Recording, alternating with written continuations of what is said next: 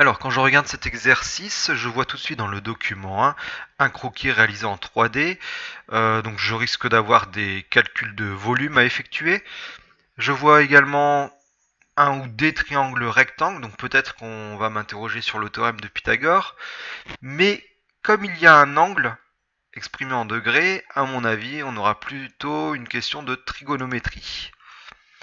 Et puis je vois également qu'il y a plusieurs documents à ma disposition, il y en a en tout 3, donc je risque d'avoir une question peut-être un peu plus ouverte, où on va devoir justement amener un raisonnement et se servir des documents pour trouver la réponse à la question. Alors on appelle ça en mathématiques une tâche complexe. Donc une tâche complexe, c'est un problème où on a une question et pour répondre à cette question, on a à notre disposition plusieurs documents. Donc dans cet exercice, quand je lis l'énoncé, donc en fait c'est Mario qui est responsable d'un centre de plongée, qui souhaite aménager un réfectoire. Donc il a d'abord effectué des calculs, etc. pour mener à bien son projet. Donc dans ce réfectoire, il y aura une salle climatisée au rez-de-chaussée. À l'étage, c'est là où il va stocker son matériel de plongée, donc pas besoin de clim. Par contre, il lui reste plus qu'à calculer le, le coût pour les tuiles euh, pour pouvoir recouvrir le toit de sa construction. Donc, grosso modo, dans cet exercice, on va nous demander le prix, de calculer le prix des tuiles pour finir sa construction, et puis de choisir un climatiseur. Alors, première question. Calculer la longueur AD et on arrondira le résultat au centimètre près. Alors, donc AD, il est dans un triangle rectangle, le triangle ADE. Je connais un angle, je connais l'angle A qui mesure 38 degrés, donc je vais partir sur de la trigonométrie. Je cherche le côté AD. AD, c'est qui? C'est l'hypoténuse. Qu'est-ce que je connais dans mon triangle ADE? Bien, je connais la longueur DE. La longueur DE, c'est le côté opposé à mon angle. Et cette longueur mesure 2,53 mètres. Pourquoi 2,53? Parce que la longueur DE, c'est la moitié de la longueur FD. Et FD mesure 5,06 mètres. Donc je vais partir sur une formule de trigonométrie dans le triangle ADE rectangle en E. Cette formule, il faut qu'il y ait le côté opposé et l'hypoténuse, donc je vais partir sur la formule du sinus. Le sinus, c'est le côté opposé divisé par l'hypoténuse. Je remplace, donc le sinus de mon angle, c'est-à-dire de 38 degrés, c'est le côté opposé qui mesure 2,53 mètres, divisé par l'hypoténuse, c'est-à-dire la longueur AD. Alors sinus 38 degrés, c'est pareil que sinus 38 degrés divisé par 1, ce qui me permet de faire un produit en croix pour pouvoir calculer ma longueur AD. AD, c'est donc 2,53 fois 1 divisé par sinus 38 degrés. Et une fois que j'ai tapé ça sur ma calculette, j'obtiens que AD mesure environ 4,11 mètres. J'ai arrondi mon résultat au centimètre près, c'est-à-dire 2 chiffres après la virgule, puisque mon résultat ici est exprimé en mètres. Question petit b, on doit calculer le volume, on doit calculer la longueur AE. Alors, ma longueur AE, c'est pareil, elle est dans un triangle rectangle, donc là, maintenant je connais deux longueurs dans mon triangle rectangle, je connais la longueur AD, je connais la longueur DE, donc je peux utiliser le théorème de Pythagore. Mais bon, je suis plus à l'aise avec les formules de trigonométrie, enfin je préfère, c'est plus rapide. Donc je repars sur de la trigonométrie. Alors par rapport à mon angle de 38 degrés, je dois calculer la longueur AE. Et AE c'est qui? C'est le côté adjacent. Qu'est-ce que je connais? Eh bien je reconnais mon côté opposé, comme dans le petit a. Ce côté opposé mesure 2,53 mètres. Donc je vais partir sur une formule avec côté opposé et côté adjacent, c'est-à-dire la formule de la tangente. Puisque la tangente c'est le côté opposé sur le côté adjacent. Je remplace, donc tangente de 38 degrés, c'est le côté opposé, c'est-à-dire 2,53, divisé par le côté adjacent, c'est-à-dire AE. Tangente 38 degrés, c'est pareil que tangente 38 degrés divisé par 1, ce qui me permet de faire un produit en croix. Et j'en déduis que AE, c'est 2,53 fois 1 divisé par tangente 38 degrés. Je tape ça sur ma calculette et j'obtiens que AE est égal à environ 3,24 mètres. Comme dans la question précédente, j'ai arrondi à deux chiffres après la virgule puisqu'on me demande d'obtenir un résultat arrondi au centimètre près. Voilà.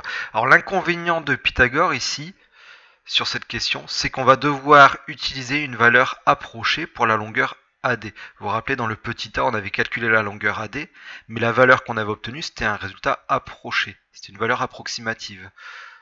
Donc, notre résultat, du coup, si on utilise Pythagore pour calculer la longueur AE, notre résultat sera encore plus approximatif, puisque dans nos calculs, on va déjà utiliser des longueurs où on aura arrondi le résultat. Donc c'est pour ça que c'est plus judicieux d'utiliser de la trigonométrie dans cette question. Petit c, on doit en déduire le prix des tuiles nécessaires à la couverture des deux pentes du toit. Donc notre toit est constitué, oui, de deux pentes qui sont en fin de compte deux rectangles. Donc on va devoir calculer la surface de ces deux rectangles qui sont identiques. Donc on va calculer la surface d'un rectangle et puis on n'aura plus qu'à multiplier par 2. Ce qui nous permettra ensuite de prévoir le nombre de tuiles et enfin de pouvoir calculer le prix à payer.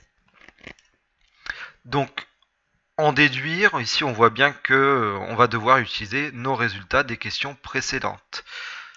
Donc je vais d'abord calculer l'aire de ce premier rectangle, du rectangle ABCD, c'est-à-dire d'un côté du toit. L'aire de ce rectangle, c'est 13 mètres, puisque ça c'est sa longueur, multiplié par 4,11 mètres qui correspond à sa largeur, et j'obtiens 53,43 mètres carrés. Ce sont des mètres carrés, puisque mes longueurs sont exprimées en mètres. Ça, c'est pour un côté du toit, mais j'ai aussi le deuxième côté. Donc, l'aire du toit, c'est 2 fois 53,43, c'est-à-dire 106,86 mètres carrés. Je dois prévoir 26 tuiles par mètre carré. Donc, pour connaître le nombre de tuiles, je vais devoir faire 106,86 fois 26. Et j'obtiens 2778,36. Forcément, je vais arrondir à l'unité, puisque je ne peux pas prendre des morceaux de tuiles. Donc j'arrondis à la valeur supérieure, 2779 tuiles. Voilà le nombre de tuiles dont j'ai besoin. Maintenant, sachant que chaque tuile coûte 65 centimes, je fais donc 0,65 fois 2779 et j'obtiens un prix total à payer pour ma toiture de 1806,35 €.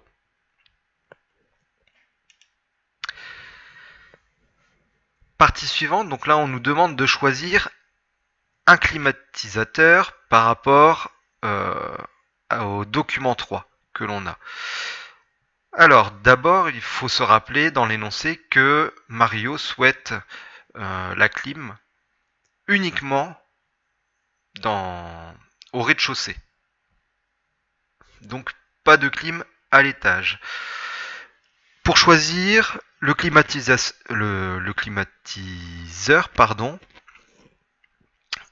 quand je regarde les différents tableaux, ils sont choisis en fonction du BTU apparemment. Et le BTU, on l'obtient en fonction du volume. Donc je vais devoir calculer d'abord le volume du rez-de-chaussée, ce qui paraît logique. Plus la pièce sera grande, plus il me faudra un climatiseur puissant. Donc on va calculer d'abord le volume du rez-de-chaussée. Ce rez-de-chaussée n'est qu'un pavé droit. Et donc, pour calculer le volume d'un pavé droit, on fait longueur fois largeur fois la profondeur, c'est-à-dire 5,06 fois 2,7 fois 13 et on obtient environ 178 mètres cubes. Donc je vais regarder dans mon premier tableau. 178 mètres cubes, c'est compris entre 150 mètres cubes et 250 mètres cubes. Donc il me faudrait pour bien un climatiseur dont la puissance frigorifique est comprise entre 18 000 et 25 000 BTU.